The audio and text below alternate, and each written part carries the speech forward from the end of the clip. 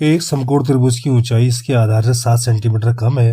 यदि कर्ण 13 सेंटीमीटर का हो तो अन्य दो भुजाएं ज्ञात कीजिए। इस सवाल पे हमने दो भुजाएं निकालनी है। कर्ण हमें दिया गया है। समकोण त्रिभुज में सबसे बड़ी भुजा कर्ण होती है। हमने आधार और ऊंचाई, जिसको कि हम लंब कहते हैं, वो असल में निकालना है। तो पहली लाइन पे साफ तौर से कहा गया है कि एक समकोण त्रिभुज की ऊंचाई इसके आधार से 7 सेंटीमीटर कम है। तो इसमें ऊंचाई पहले है और आधार बाद में दिया हुआ है। तो आसानी के लिए जो बाद में दिया है उसे हम पहले मान लेते हैं। माना आधार बराबर x सेंटीमीटर और माना समकोण त्रिभुज की ऊंचाई बराबर y सेंटीमीटर। इसी को हम लिख लेते हैं।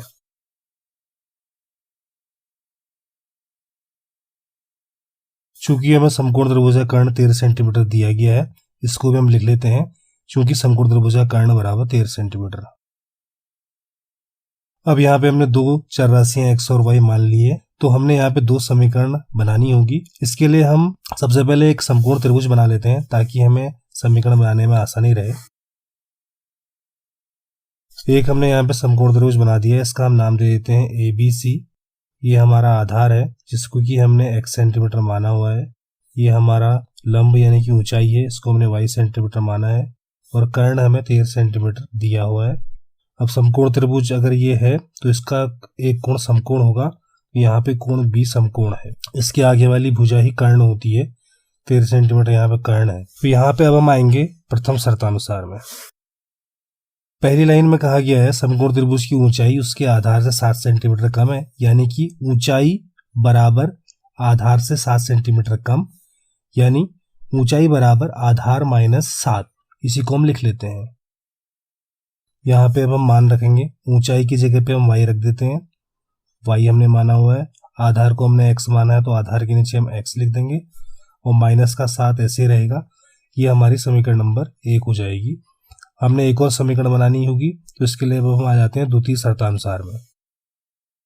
अगर हम सवाल को देखते हैं तो इसमें एक शर्त तो पहली वाली लाइन से बन चुकी है। कर्ण भी हमें दिया गया है। अब कर्ण को हमने यहाँ पे शामिल करना पड़ेगा। अब कर्ण आधार और लंब से यानी कि ऊंचाई से हमने उसको जोड़ना है, तभी समीकरण हमारी बन पाएगी। तो हमारे पास एक प्रमेय होती है, पाइथागोरस की प्रमेय। किसी समकोण त्रिभुज में कर्ण का वर्ग शेष दो भुजाओं के वर्गों के योग के बराबर होता है। तो इसी को हम यहाँ पे यूज में ले आते हैं। हम लिखेंगे पाइथागोरस प्रमेय से। पाइथागोरस की प्रमेय कहती है कि कर्ण का वर्ग बराबर शेष दो भुजाओं के वर्गों का योग। शेष दो भुजाएं आधार प्लस लंब है यहाँ पे, तो कर्ण का वर्ग बराबर हो जाएगा आधार का वर्ग धन लंब का वर्ग। यहाँ पे हमने मान रखना होगा कर्ण हमारे पास 13 है तो 13 का वर्ग बराबर आधार का वर्ग। आधार हमारे पास x है तो x का वर्ग धन लंब का वर्ग। लंब यानी कि ऊंचाई हमने y मानी है तो यहाँ पे हो जाएगा y का वर्ग। यहाँ पे 13 का वर्ग हम कर लेंगे, 169 होता है। तो ये हो जाएगा 169 equal to x square plus y square. दोनों ही पक्षों को हम अदला बदली कर देते हैं, यानी कि RHS को हम ले आते हैं LHS में और LHS को ले आते हैं RHS में। पक्षों को अदला बदली कर रहे हैं, पक्षांतर नहीं कर रहे हैं। तो यहाँ पे ये हो जाएगा x square plus y square, ये यहाँ आ गया और 169 उधर चला गया तो इक्वल टू हो गया 169। इसको हम इक्वेशन नंबर 2 मान लेंगे। अब ये किस कारण से हुआ? अगर हम लिखते हैं 5 को 2 प्लस 3, तो यहाँ पे LHS हमारे पास 5 है और RHS हमारे पास 2 प्लस 3 है। तो अगर हम इसकी अदला बदली कर लें, जो RHS है उसको अगर हम LHS में ले आए और LHS को अगर हम RHS में डाल दें, तो इससे कोई अंतर नहीं पड़ रहा है। वही बात आ रही है, 2 प्लस 3 भी अब 5 के बराबर ही होता है। तो वही हमने यहाँ पे भी अप्लाई किया। तो ओवरऑल हमारे पास यहाँ पे दो समीकरण बन चुकी है। इनको सॉल्व करने के बाद हमने x और y की वैल्यू निकालनी है। तो हम प्रतिस्थापन विधि का प्रयोग करेंगे। किसी एक समीकरण से x या y का मान निकाल के दूसरे समीकरण में मान रख देंगे।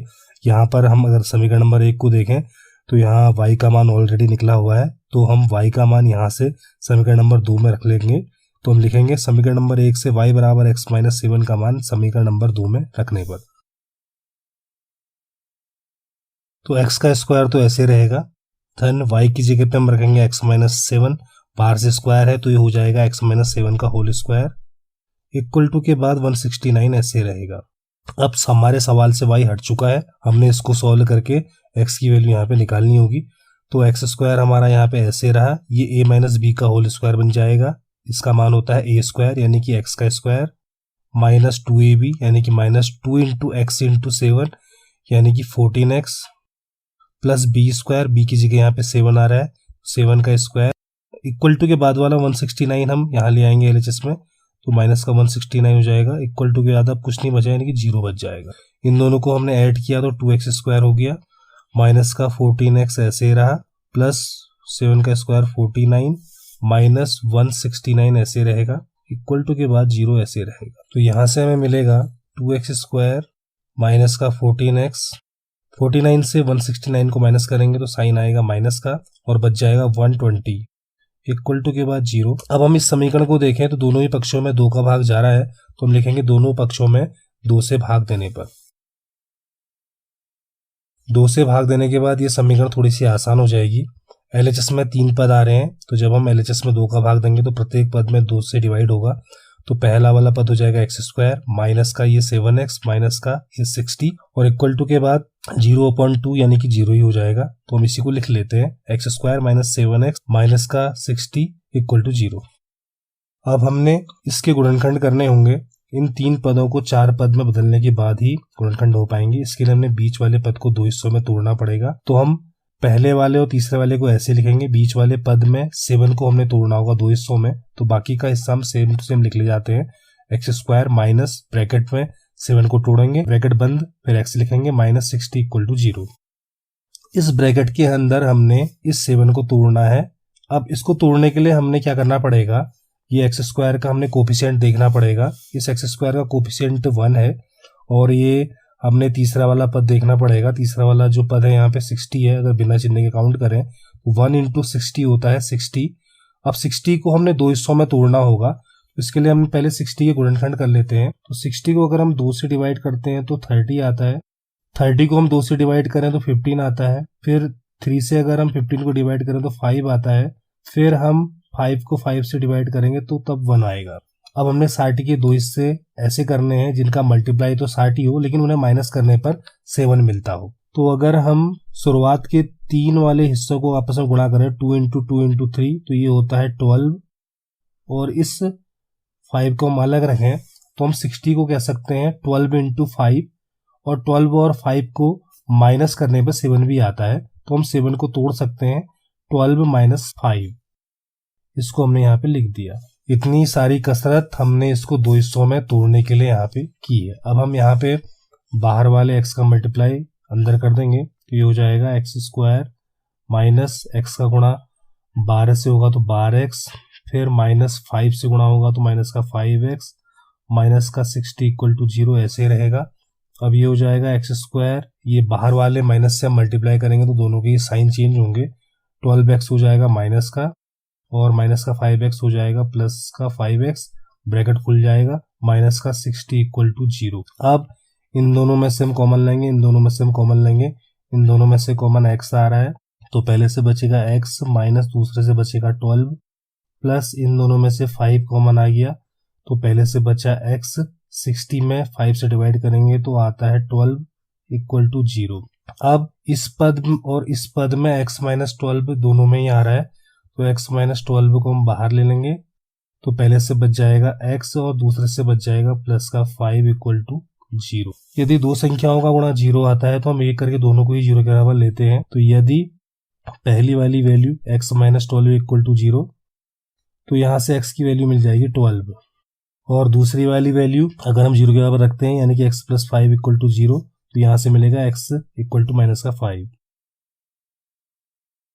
अब चूंकि हमने सवाल पे जो x और y माने थे क्रमशः आधार और ऊंचाई माने थे, तो यहाँ पे जो x की वैल्यू निकल के आई है यानी कि आधार की जो वैल्यू निकल के आई है, एक बार 12 आई है, एक बार -5 निकल के आई है। चूंकि आधार भुजा की लंबाई होती है, ये माइनस में नहीं आनी चाहिए। अगर इन दो वैल्यू में से दोनों ही प्लस की होती तो हम एक एक करके दोनों को लेते, लेकिन यहाँ पे वैल्यू माइनस में आ चुकी है तो ये अमान्य हो जाएगी, यानी इस मान को हम नहीं मानेंगे। तो हम यहाँ पे लिख देंगे कि ब्रैकेट में अमान्य, और कारण भी दे देंगे क्योंकि भुजा ऋणात्मक नहीं होती है।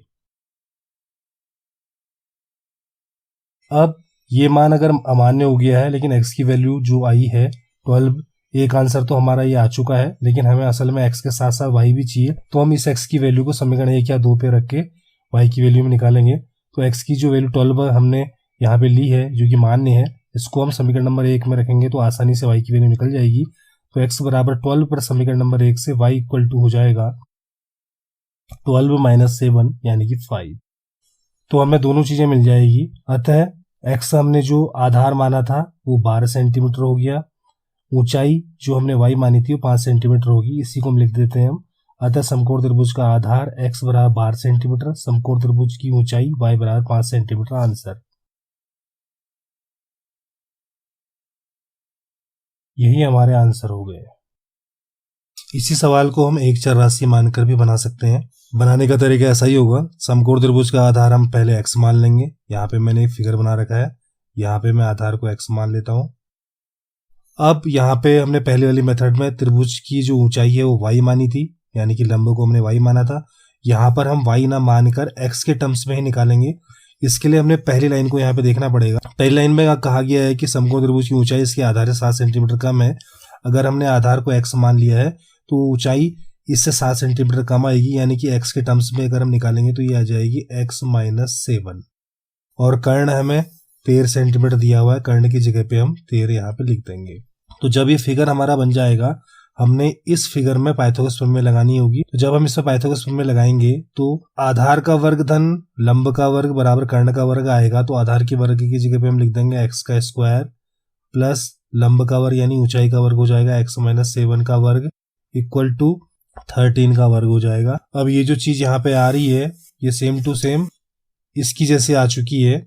और इसी को सॉल्व करने के बाद जब हमने बाद में मान निकाले थे तो x की वैल्यू 12 और -5 आई थी।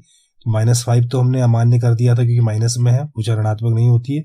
तो यहाँ से हमारे पास x की एक ही वैल्यू निकलेगी 12।